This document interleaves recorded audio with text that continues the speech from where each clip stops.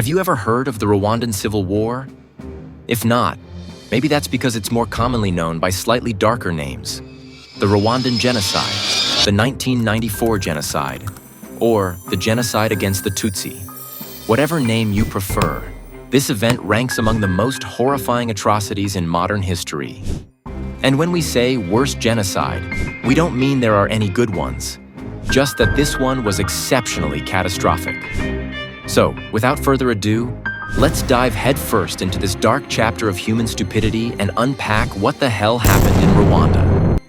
To understand how things spiraled this badly, we need to rewind the clock to the era of European colonial occupation.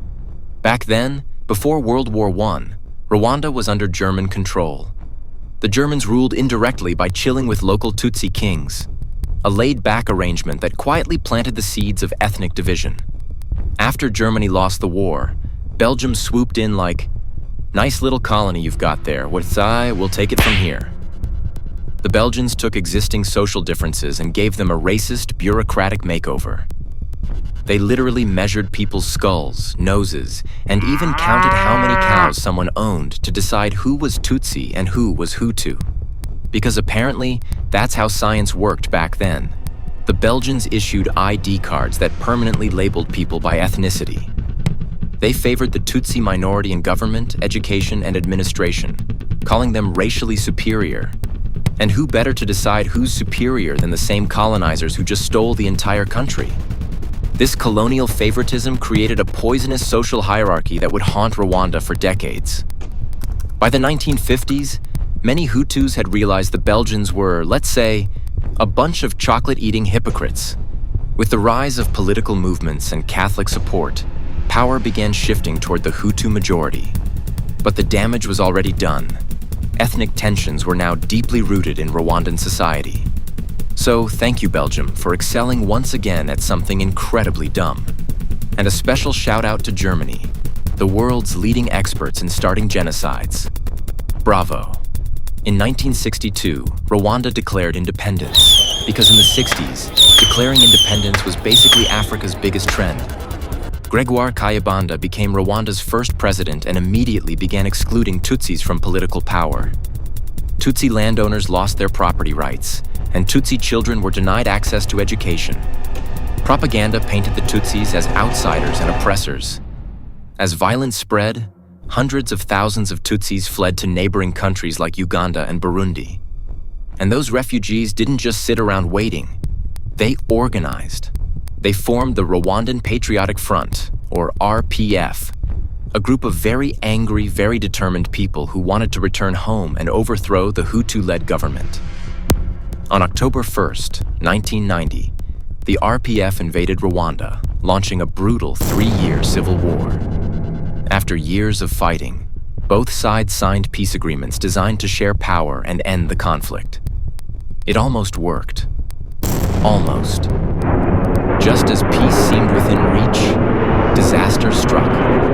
On April 6, 1994, a plane carrying Rwandan President Juvenal Habyarimana and the President of Burundi was shot down while approaching Kigali. Both men died instantly. No one knows for sure who fired the missile, but one thing's certain. It ignited hell on Earth. Within hours, extremist Hutu militias took over the radio waves, broadcasting hate-filled propaganda mixed with cheerful pop music. Imagine turning on your radio to hear, "Good morning, Rwanda. Remember, kill your neighbors." That's basically what happened. In the following days, Hutu militias unleashed their fury. They distributed machetes, clubs, and spears that had been stockpiled for months. Street by street, community by community, mobs hunted down anyone identified as Tutsi, or anyone suspected of helping them. The propaganda called for cutting down the tall trees, a chilling metaphor referring to the taller, slimmer Tutsi people. Checkpoints were set up across the country. ID cards decided who lived and who died. Neighbors turned on neighbors. Friends betrayed friends. Entire families were wiped out.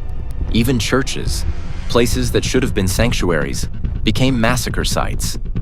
And disturbingly, some priests helped carry out the killings. Because apparently, God took a vacation in 1994. For 100 days, Rwanda descended into unimaginable horror. Despite the presence of UN peacekeepers, no one stopped the killing.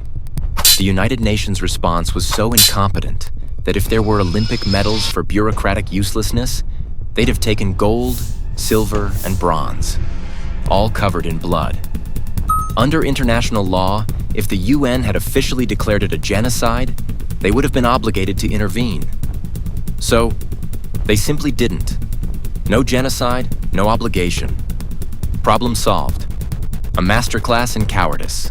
By the time the war ended on July 18, 1994, an estimated 800,000 to 1 million people were dead, mostly Tutsis. And over 2 million Hutus fled the country, many as perpetrators. Rwanda was left shattered, traumatized, and drenched in loss. The United Nations, after doing absolutely nothing during the genocide, decided to redeem itself by creating the International Criminal Tribunal for Rwanda to prosecute those who orchestrated the slaughter. Finally, a decent move. Just several 100,000 corpses too late. Alongside this, Rwanda established local Gakasa courts, community-based trials designed to handle the overwhelming number of genocide cases.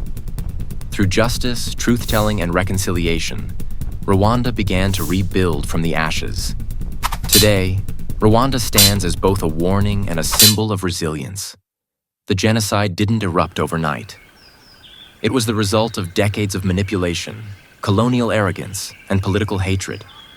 It showed how divisions created by outsiders can destroy a nation from within, and how the world's silence can be just as deadly as the weapons themselves. Oh, and before you go, don't forget to check out our Patreon, because unlike the UN, you can actually make a difference with just a few bucks a month.